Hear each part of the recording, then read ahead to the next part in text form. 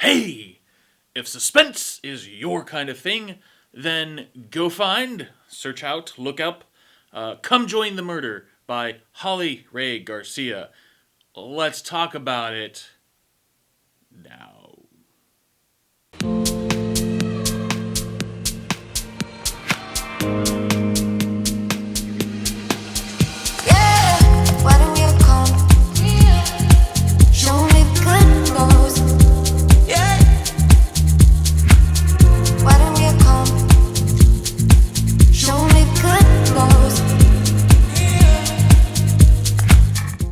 Hello, and welcome to Matt Reviews Books.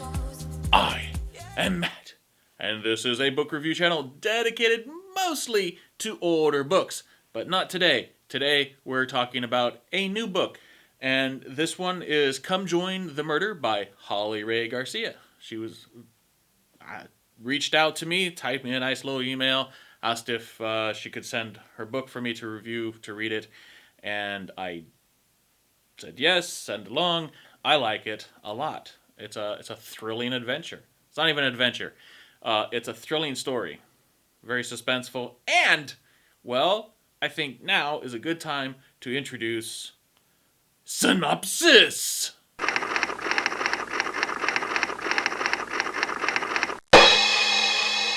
So, here we go. Rebecca Crow is a career mom. Married, has a son, Oliver, and her husband's name's John. She works at a firm. Not real clear about if it's a law firm, but I'm going to guess it's probably law firm-ish business.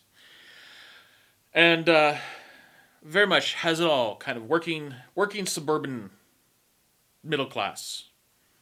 And then one day, her son and her husband go to the beach. They give her a call to say, hey, we broke down because we have a flat tire. And then that's the last she hears of them. The police then find her car with her son's drowned body inside, and her husband is nowhere to be found.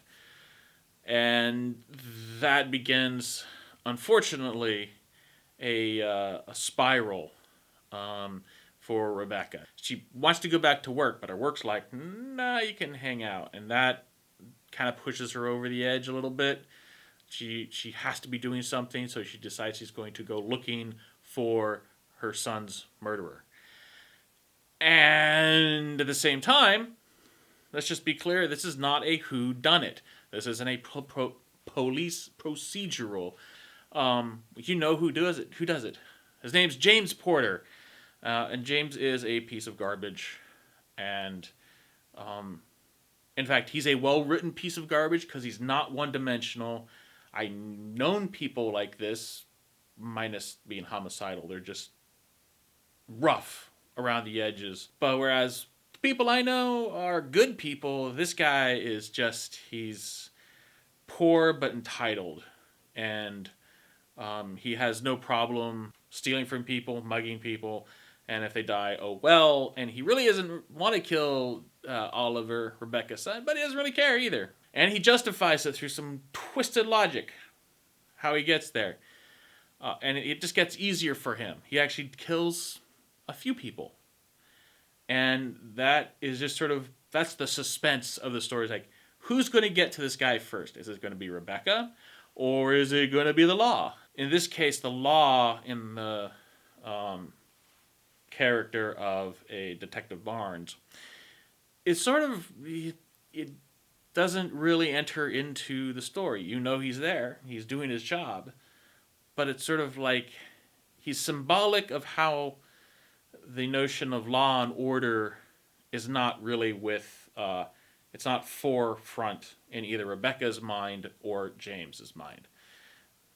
And in that sense, they actually both kind of mirror each other because they're just going with, was it the id? Just the animal instinct for greed and for revenge. It's hot in here. In my garage, which is my studio. Sorry. And Rae Garcia does a really nice job of holding that suspense, that tension, all the way through the end of the story. It just you keep wondering what's going to happen next. And yeah, you keep wondering if Rebecca's going to get caught. She kills a dude that she thinks is the killer, and she's wrong. So it's like you keep wondering, you keep holding that thought of what's going to happen next, which is a nice segue because I started my opinion a little bit early, but let's go into thoughts. All right, as I said before, Rae Garcia does a really nice job of maintaining tension, maintaining not just tension, but also the tension of the story, of the plot. It's also the tension of the personality, right? Like, how would I describe it? The empathy. Like, I'm empathetic to Rebecca, even as she's crossing the line, and she's doing the wrong things for the right reasons, or even she's doing the wrong things for the wrong reasons, but she can't see that. And you can empathize. At least I did. I empathized with her. And James is sort of the flip side, where it's like he comes from sympathetic background, and it's a hard luck kind of life. But most people that come from that, I don't think choose to do bad things. James tries to justify his actions as doing bad things for the right reasons, when in fact he's just doing bad things. And that's kind of a nice contrast and similarity to what's happening with Rebecca. And that I really like. I like that whole story. It's nicely balanced between the two.